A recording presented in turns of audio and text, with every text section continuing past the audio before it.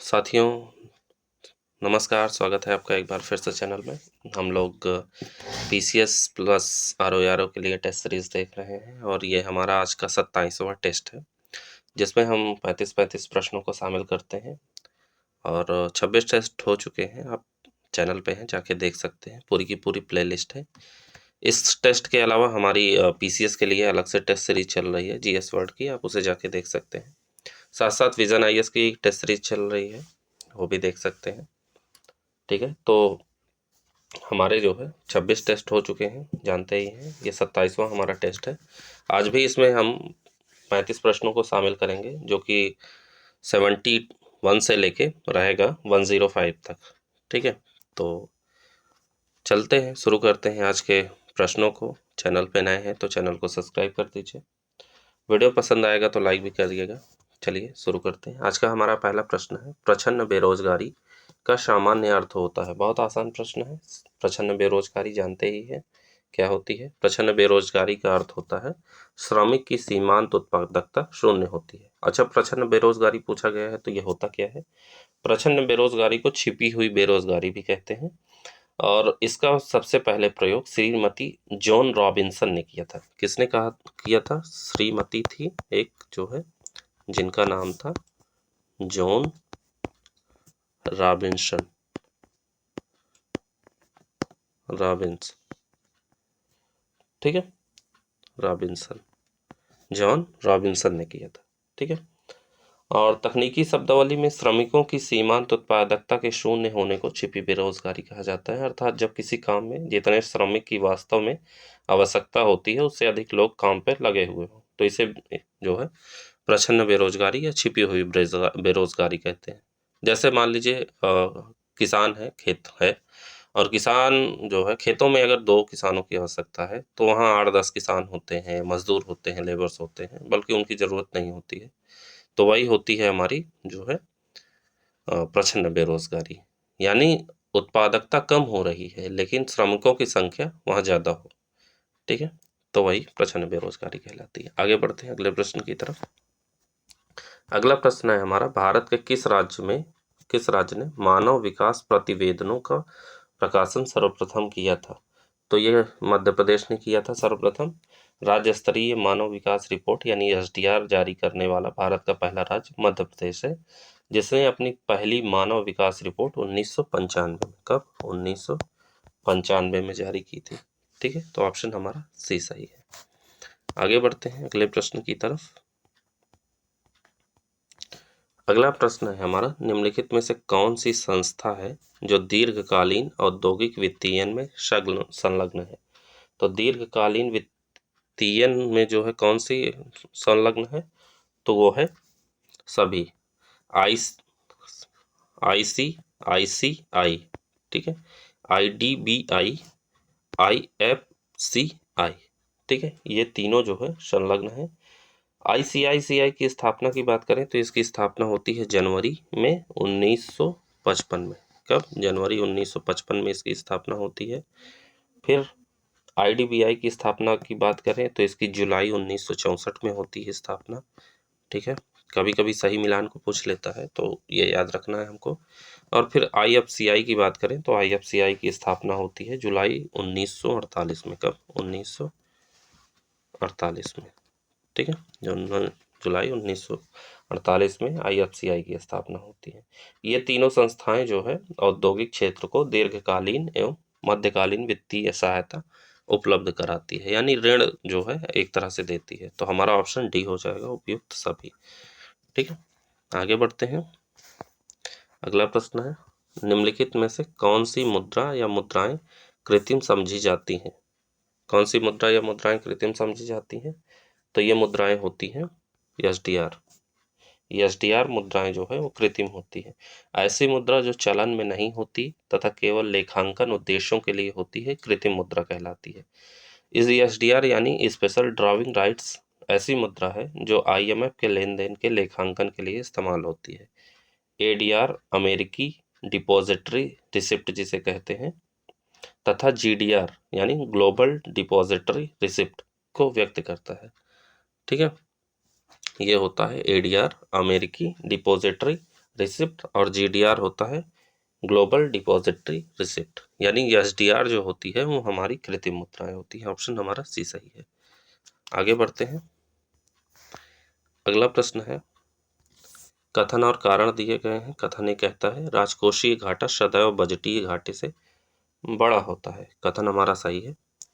फिर कारण कहता है राजकोषीय घाटे का अर्थ है सरकार द्वारा भारतीय रिजर्व बैंक से उधार लेकर तथा अन्य देयताओं से लेकर अपने खर्च पूरा करना। कारण भी हमारा सही है। राजकोषीय घाटे के बारे में बात हो रही है तो ये व्याख्या इसकी कर रहा है। ठीक है, तो ऑप्शन हमारा ए सही हो जाएगा। ठीक है, राजकोषीय घाटा बजटीय घाटे से बड़ा होता है। इसका कारण यह है कि बजटीय घाटा जहां सरकार के कुल व्यय एवं कुल प्राप्तियों का अंतर होता है, वहीं राजकोषीय घाटा सरकार की कुल आय और कुल व्यय का अंतर होता है। सार्वजनिक ऋण एवं अन्य देयताएं सरकार की प्राप्तियां तो हैं, किंतु ये सरकार की आय नहीं होती हैं, क्योंकि सरकार पर इन्हें लौटाने का दायित्व होता है। अतः राजकोषीय घाटा बजट घाटे का की अपेक्षा अधिक होता है। ठीक है, तो ऑप्शन हमारा ए सही है। आगे बढ़ते हैं। अगला प्रश्न है, घरेलू आय से क्या आशय है। घरेलू आय क्या होती है ये पूछा जा रहा है। तो घरेलू आय होती है हमारी किसी देश की आर्थिक सीमा में स्थित निवासी उत्पादक इकाइयों द्वारा अर्जित आय। यानी घरेलू आय किसी देश की आर्थिक सीमा में स्थित निवासी उत्पादक इकाइयों से उत्पन्न आय है। दोनों ही निवासी तथा गैर निवासी इन इकाइयों को साधन सेवा देते हैं, इसलिए घरेलू आय के दो हिस्सेदार होंगे, निवासी तथा गैर निवासी, जबकि राष्ट्रीय आय किसी देश के निवासियों द्वारा अर्जित आय होती है। ठीक है, इस प्रकार जो है आर्थिक सीमा के भीतर निवासियों तथा गैर निवासियों द्वारा अर्जित आय को घरेलू आय तथा आर्थिक सीमा के भीतर तथा बाहर निवासियों द्वारा अर्जित आय को राष्ट्रीय आय कहते हैं। ठीक है, तो राष्ट्रीय आय क्या हो गई जान गए, आर्थिक सीमा के भीतर तथा बाहर निवासियों द्वारा अर्जित आय। तो घरेलू आय क्या हो गई, तो घरेलू आय जो है क्या हो गई, किसी देश की आर्थिक सीमा में स्थित निवासी उत्पादक इकाइयों द्वारा अर्जित आय। ऑप्शन सी हमारा सही है। आगे बढ़ते हैं। अगला प्रश्न है, सर्वोच्च न्यायालय द्वारा सार्वजनिक वितरण प्रणाली यानी PDS पब्लिक डिस्ट्रीब्यूशन सिस्टम की समीक्षा हेतु किस समिति की नियुक्ति की गई। तो वो समिति थी जो है बाधवा समिति। कौन सी समिति, बाधवा समिति। सर्वोच्च न्यायालय द्वारा 2006 में पूरे देश में सार्वजनिक वितरण प्रणाली की कार्य प्रणाली समीक्षा के लिए सर्वोच्च न्यायालय के सेवानिवृत्त न्यायाधीश DP बाधवा की अध्यक्षता में एक कमेटी गठित की गई, जिसने अपनी रिपोर्ट 2010 में अप्रैल में सौंपी। ठीक है, तो 2006 में ये कमेटी गठित की गई। ठीक है, और रिपोर्ट सौंपी इसने 2010 अप्रैल में। ठीक है, 2010 अप्रैल में रिपोर्ट इसने दी। ठीक है, बाधवा समिति द्वारा सौंपे गए रिपोर्ट में बताया गया कि सार्वजनिक वितरण प्रणाली को सबसे भ्रष्ट योजना बताया गया, जिस कारण केंद्र सरकार एवं राज्य की सरकारों द्वारा PDS को पूर्ण उपभोक्ता परिणामी बनाने हेतु नए नए सुधार किए जा रहे हैं। ठीक है, तो ऑप्शन हमारा ए सही है। आगे बढ़ते हैं। अगला प्रश्न है, मध्यम सिंचाई परियोजना के अंतर्गत कितने हेक्टेयर तक सिंचाई की जाती है। तो मध्यम सिंचाई के बारे में पूछ रहा है। ठीक है, तो मध्यम सिंचाई के अंतर्गत 2000 से लेकर 10,000 हेक्टेयर के बीच के खेत जो है योग्य कमांड एरिया वाली परियोजनाएं होती हैं। तो ऑप्शन हमारा सी सही है। ठीक है, और बृहद सिंचाई 10,000 हेक्टेयर से अगर अधिक हो तो ये होती है वृहद होती है। ठीक है, वृहद सिंचाई वाली क्या होती है, 10,000 हेक्टेयर से अधिक हो तो वो खेती जो है वृहद सिंचाई कमांड एरिया वाली होती है। मध्यम जान ही गए हैं, 2000 से 10,000 हेक्टेयर के बीच योग्य कमांड एरिया वाली परियोजनाएं। और लघु सिंचाई होती है 2000 हेक्टेयर तक की खेती योग्य। तो जो 2000 हेक्टेयर तक की खेती होती है वो होती है लघु सिंचाई। ठीक है, परियोजनाएं ये शुरुआत की गई 1978 से 79 के बाद से योजना आयोग ने सिंचाई परियोजनाओं को जो है 3 भागों में बांटा, वृहद, मध्यम और लघु। ठीक है, जैसा मैंने बताया। तो कौन सा ऑप्शन सही है, ऑप्शन सी हमारा सही है। आगे बढ़ते हैं अगले प्रश्न की तरफ। हमारा अगला प्रश्न है आज का, सूक्ष्म लघु एवं मध्यम उद्यमों की नई परिभाषा 2018 के अनुसार लघु उद्यमों में वार्षिक टर्नओवर की सीमा है। तो लघु उद्यमों में वार्षिक टर्नओवर कितना होता है, तो जो ऑप्शन दिए गए हैं इनमें से कोई नहीं हो जाएगा ऑप्शन डी। ठीक है, ये तीनों गलत है। तो उसकी सीमा होती है लघु उद्यमों की, तो कितनी होती है, वो होती है, देखिए होता क्या है कि लघु एवं मध्यम उद्योग जो एमएसएमई होते हैं उनमें वे उद्योग होते हैं जिनमें काम करने वालों की संख्या एक सीमा से कम होती है तथा उनका वार्षिक उत्पादन यानी टर्नओवर भी एक सीमा के अंदर होता है।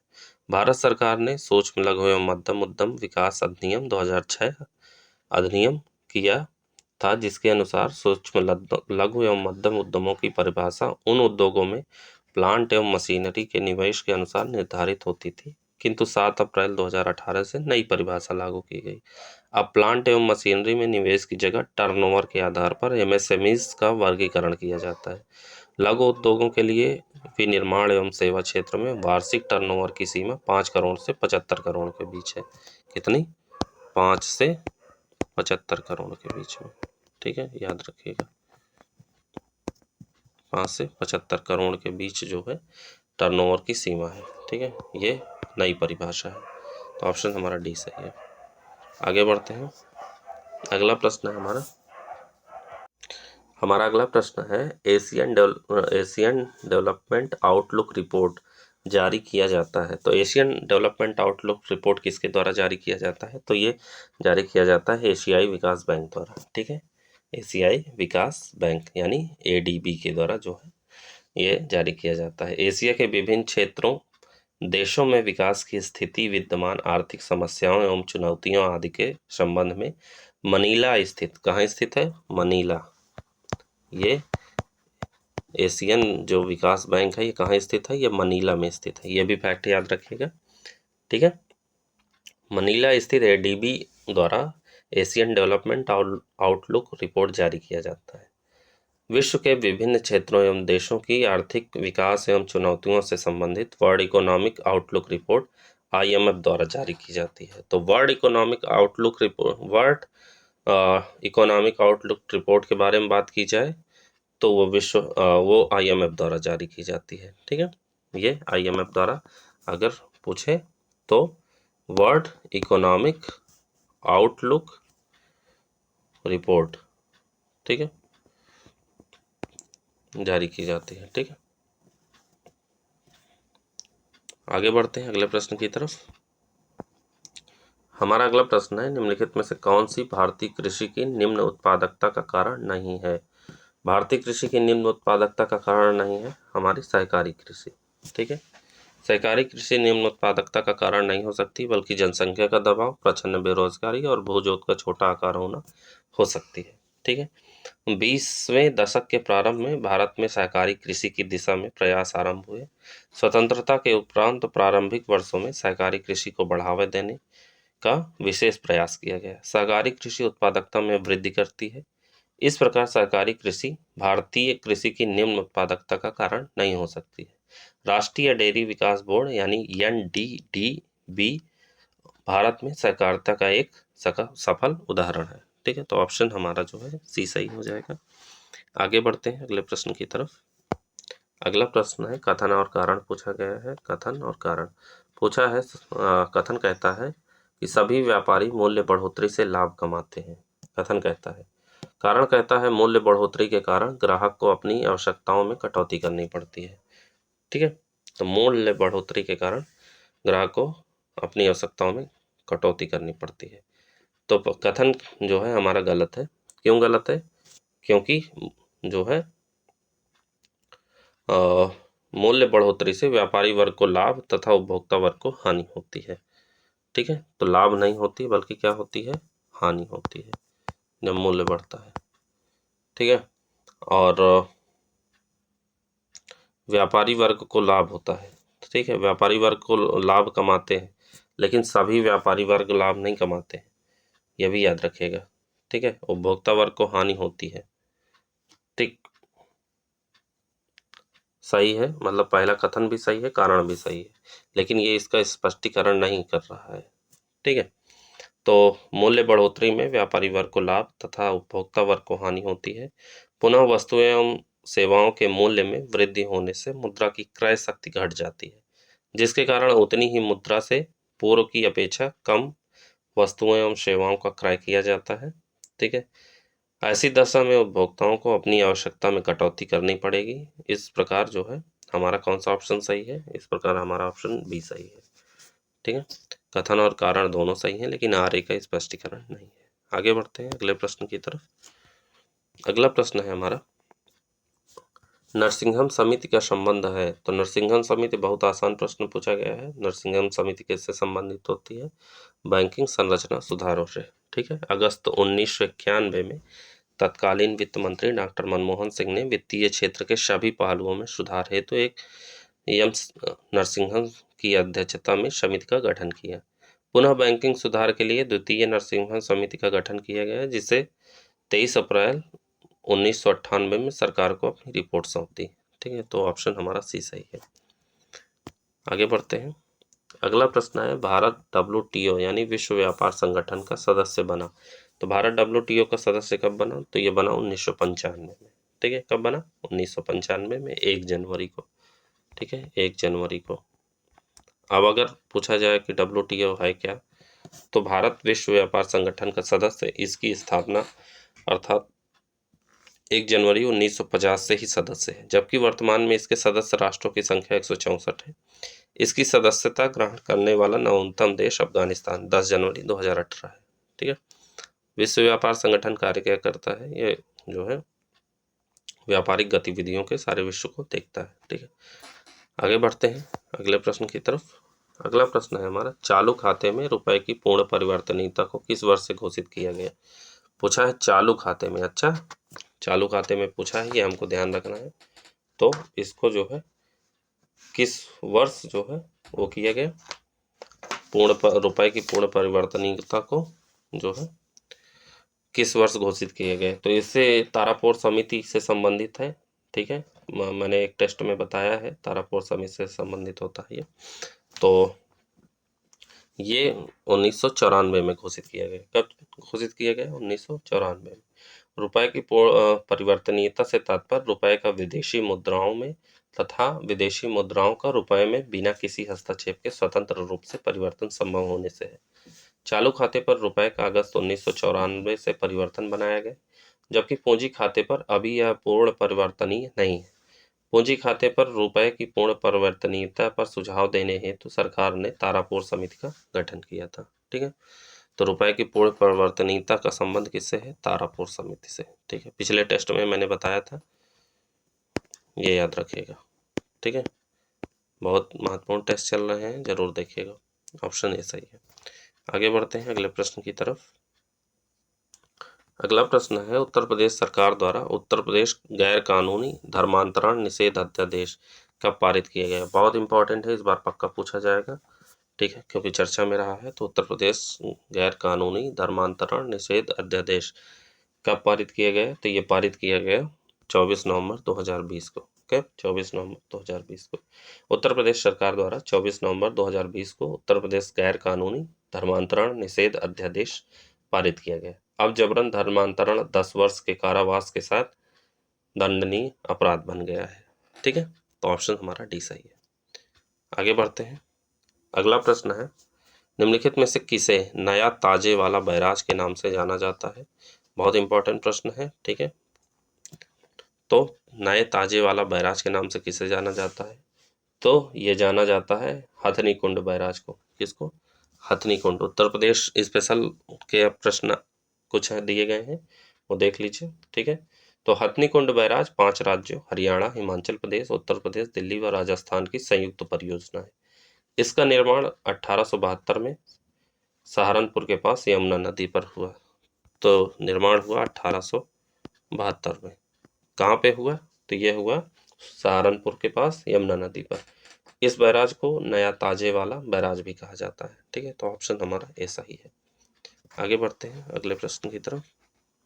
अगला प्रश्न कहता है, उत्तर प्रदेश के विधानसभा भवन में भित्ति चित्र चित्रित करने का गौरव किसे प्राप्त है? तो भित्ति चित्र को चित्रित करने का गौरव जो है विधानसभा में किसे प्राप्त है? तो यह प्राप्त होता है जगन्नाथ मुरलीधर आहिवासी को। किसको? जगन्नाथ मुरलीधर आहिवासी को। पूछा जा सकता है जगन्नाथ मुरलीधर अहिवासी को उत्तर प्रदेश के विधानसभा में भित्ति चित्र चित्रित करने का गौरव प्राप्त है।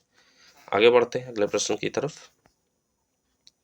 अगला प्रश्न है, निम्नलिखित युग्मों में से कौन सा सुमेलित नहीं है? एक सुमेलित नहीं है या दो सुमेलित नहीं, कौन सा सुमेलित नहीं है? तो इसमें से जो है हमारे कौन कौन से सुमेलित नहीं, ये देखना है। तो पहला है नरसिंह नृत्य। नरसिंह नृत्य ब्रिज क्षेत्र में होता है, जानते ही है, ऑप्शन पहला हमारा सही है। ख्याल नृत्य बुंदेलखंड में होता है, ये भी सही है। ठीक है, ख्याल नृत्य कहाँ होता है? बुंदेलखंड में होता है। नटवरी नृत्य कहाँ होता है? पूर्वांचल में होता है। नटवरी नृत्य पूर्वांचल में होता है। और जोगनी नृत्य होता है अवध क्षेत्र में, जोगनी अवध क्षेत्र में। तो तीसरा चौथा हमारा गलत है, तो ऑप्शन हमारा सी हो जाएगा। कौन सा ऑप्शन? ऑप्शन सी सही हो जाएगा। ठीक है, याद रखिएगा। आगे बढ़ते हैं। अगला प्रश्न है, सत्यम शिवम सुंदरम किसका प्रसिद्ध चित्र है? तो सत्यम शिवम सुंदरम प्रसिद्ध चित्र है शिवनंदन नौटियाल का। किसका? शिवनंदन नौटियाल। सत्यम शिवम सुंदरम शिवनंदन नौटियाल का प्रसिद्ध चित्र है। विश्वनाथ मेहता के प्रसिद्ध चित्र है प्यासा ऊंट, सोहाग बिंदी। रामचंद्र शुक्ल के चित्रों में पश्चाताप, प्रतिशोध, आकांक्षा तथा दया विख्यात है। ठीक है, तो ऑप्शन हमारा यहाँ पे डी सही हो जाएगा। आगे बढ़ते हैं अगले प्रश्न की तरफ। अगला प्रश्न हमारा सूची को मिलाना है। ठीक है, एक तरफ कुछ मेला दिए गए हैं और एक तरफ स्थान दिए गए हैं। कौन सा मेला कहाँ लगता है? शायद सालार मेला की बात करें तो ये बहराइच में लगता है। देखिए पिछले साल ये पूछा गया प्रश्न है, देवा शरीफ पूछा गया था कहाँ लगता है। ठीक है, तो शायद सालार मेला बहराइच में लगता है। देवा शरीफ लगता है बाराबंकी में। कहाँ लगता है? बाराबंकी में। कालिंसर मेला हमारा बांदा में लगता है और सोरो मेला कासगंज में लगता है। ठीक है, तो हमारा जो है कौन सा ऑप्शन सही हो जाएगा? हमारा ऑप्शन यहाँ पे सही हो जाएगा सी। ठीक है, सी सही हो जाएगा। आगे बढ़ते हैं। अगला प्रश्न है, उत्तर प्रदेश सरकार द्वारा चलाई जा रही अभ्युदय योजना का संबंध किससे है? ठीक है, बहुत आसान प्रश्न है। ठीक है, अभ्युदय योजना हमेशा चर्चा में भी रहता है। तो अभ्युदय योजना है प्रतियोगी परीक्षा के निःशुल्क कोचिंग से। पिछले साल ये प्रश्न पूछा गया था। उत्तर प्रदेश के स्थापना दिवस के अवसर पर उत्तर प्रदेश सरकार द्वारा कमजोर आर्थिक स्थिति वाले छात्रों को प्रतियोगी परीक्षाओं की तैयारी हेतु निःशुल्क कोचिंग की सुविधा प्रदान करने की घोषणा की गई। यह योजना मंडल स्तर पर संचालित होती है, जहां छात्रों को ऑनलाइन पाठ्य सामग्री के साथ ऑफलाइन कक्षाएं भी प्रदान की जाती हैं। तो ऑप्शन हमारा बी सही है। आगे बढ़ते हैं। अगला प्रश्न है, निम्नलिखित युग्मों में से कौन सा एक सुमेलित नहीं है? संगीत घराना संस्थापक। कौन से संगीत घराना के संस्थापक कौन है, ये देखना है। तो किराना घराने के संस्थापक वंदे अली खान को माना जाता है। किराना घराने को संस्थापक जो है एक सुमेलित नहीं है, तो किराना घराने के संस्थापक नत्थे खां और जोधे खां को नहीं माना जाता, बल्कि किसको माना जाता है? वंदे अली खान को माना जाता है। ठीक है, बाकी रामपुर घराना नेमत खां सदारंग सही है। सहारनपुर घराना खलीफा मोहम्मद और अतरौली घराना काले खां व चांद खां को माना जाता है। तो ऑप्शन सी हमारा सुमेलित नहीं है। ठीक है, किराना घराना कौन है? वंदे अली खां है। ठीक है, तो ऑप्शन हमारा सी हो जाएगा। आगे बढ़ते हैं अगले प्रश्न की तरफ। अगला प्रश्न है, प्राचीन भारत में स्थापित विहारों एवं उनकी अवस्थिति के संदर्भ में निम्नलिखित युग्मों में से सही युग्मों की पहचान कीजिए। कौन सा विहार कहाँ स्थित है, ये पूछा जा रहा है। ठीक है, तो स्वर्णगंध कुटी विहार, अगर स्वर्णगंध कुटी विहार की बात कर जाए तो ये श्रावस्ती में स्थित है। ठीक है, कहाँ? श्रावस्ती में। सही युग्म जानना है। ठीक है, तो ये श्रावस्ती में स्थित है स्वर्णगंध कुटी विहार। उसके बाद मूलगंध कुटी विहार स्थित है सारनाथ में। ठीक है, उल्टा दोनों है। फिर कुक्कटराम विहार है कहाँ पे? सारनाथ में। कुक्कटराम विहार कहाँ है? सारनाथ में। और सद्धर्म चक्र विहार है कौशाम्बी में।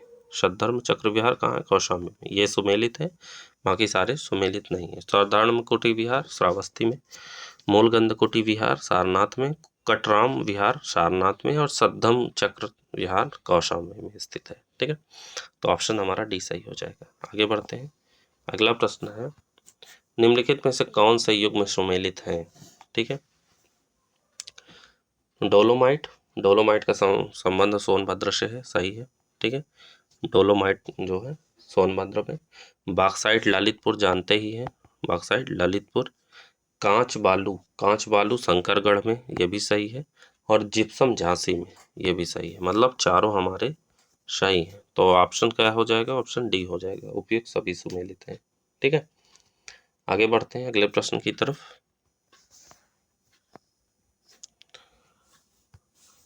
प्रश्न पूछा जा रहा है, निम्नलिखित कृषि विश्वविद्यालयों में सबसे पहले कौन स्थापित होता है या कौन स्थापित हुआ? ठीक है, तो सबसे पहले जो है चंद्रशेखर आजाद कृषि प्रौद्योगिकी विश्वविद्यालय कानपुर, इसकी स्थापना होती है 1975 में।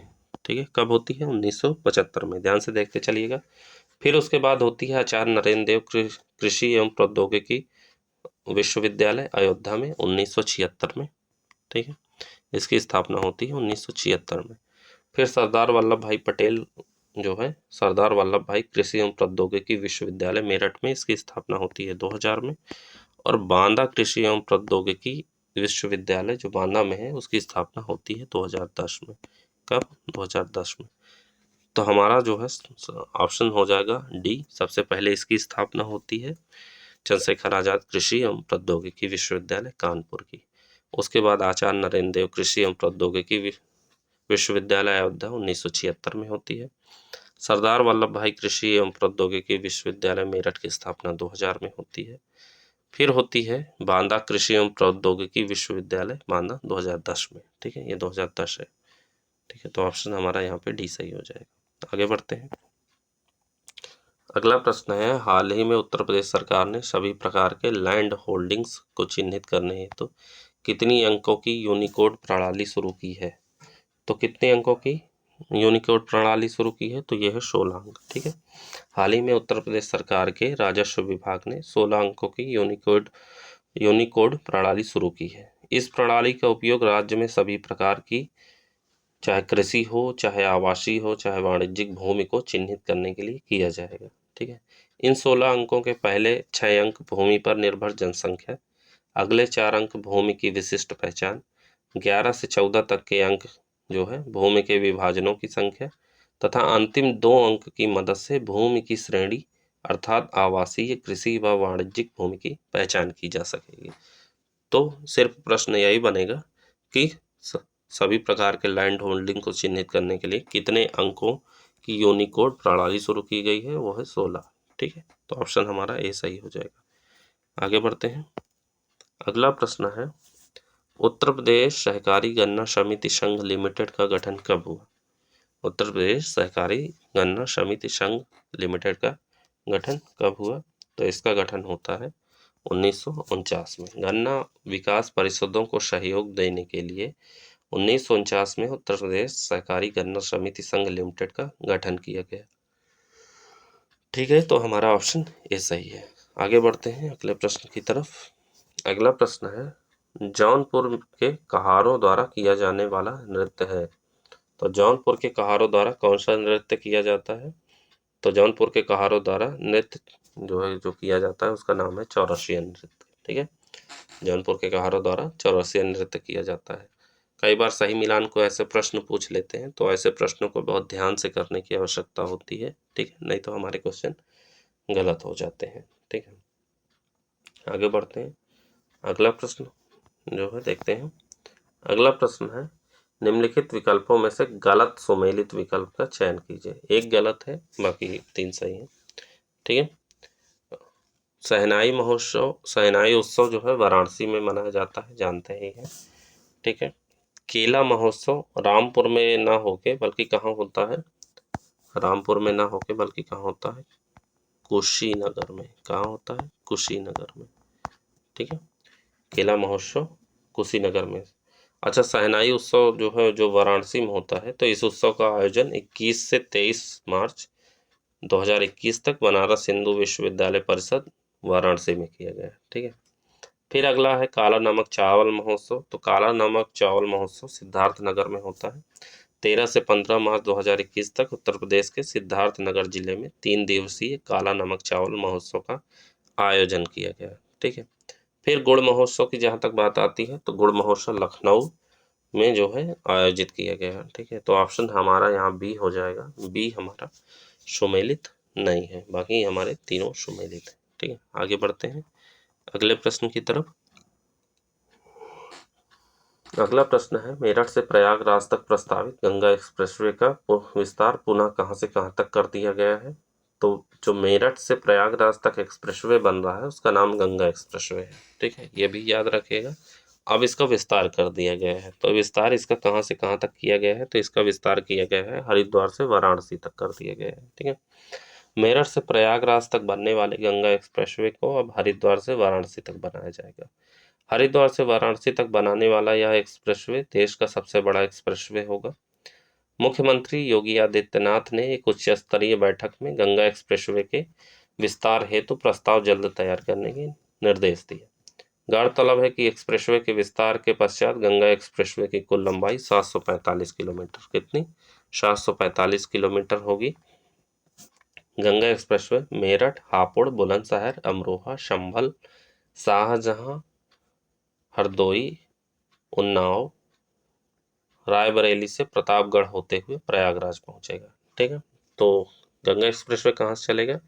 मेरठ, हापुड़, बुलंदशहर, अमरोहा, संभल, शाहजहांपुर, हरदोई, उन्नाव, रायबरेली से प्रतापगढ़ होते हुए प्रयागराज पहुंचेगा। ठीक है, तो ऑप्शन हमारा यहाँ पे सही हो जाएगा, ऑप्शन सी हो जाएगा। ठीक है, हरिद्वार से वाराणसी तक इसका विस्तार कर दिया गया है, ये जरूर याद रखिएगा क्योंकि पूछा जा सकता है।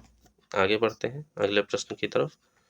हमारा अगला प्रश्न है विश्व की सबसे बड़ी सभा कुंभ मेले को यूनेस्को की प्रतिनिधि सूची मानवता की अमूर्त सांस्कृतिक विरासत में किस वर्ष शामिल किया गया है? तो ये शामिल किया गया है 2017 में। कब शामिल किया गया है? 2017 में। विश्व की सबसे बड़ी सभा कुंभ मेले को यूनेस्को की प्रतिनिधि सूची मानवता की अमूर्त सांस्कृतिक विरासत में 7 दिसंबर 2017 को शामिल किया गया। तो ऑप्शन हमारा हो जाएगा यहाँ पे सही सी। ठीक है, आगे बढ़ते हैं। अगला प्रश्न है सोनभद्र जनपद से सटे राज्यों की कुल संख्या कितनी है? तो जो सोनभद्र से सटे हुए राज्य हैं उनकी संख्या है कितनी? 4। ठीक है, उत्तर प्रदेश के सोनभद्र जनपद से मध्य प्रदेश, छत्तीसगढ़, झारखंड, बिहार राज्य की सीमा लगती है। ठीक है, सोनभद्र आप देखेंगे तो जो है यहाँ पे किनारे पे है, जहाँ पे एमपी इधर पड़ जाएगा। ठीक है, उसके बाद जो है क्या पड़ जाएगा? छत्तीसगढ़ पड़ जाएगा, झारखंड पड़ जाएगा, उसके बाद जो है आपका बिहार इधर पड़ जाएगा। ठीक है, ये सोनभद्र यहाँ पे है, तो ये 4 राज्यों से जो है जिला लगती है। ठीक, तो ऑप्शन हमारा बी सही हो जाएगा। आगे बढ़ते हैं। अगला प्रश्न है सूची को मिलाना है। ठीक है, तो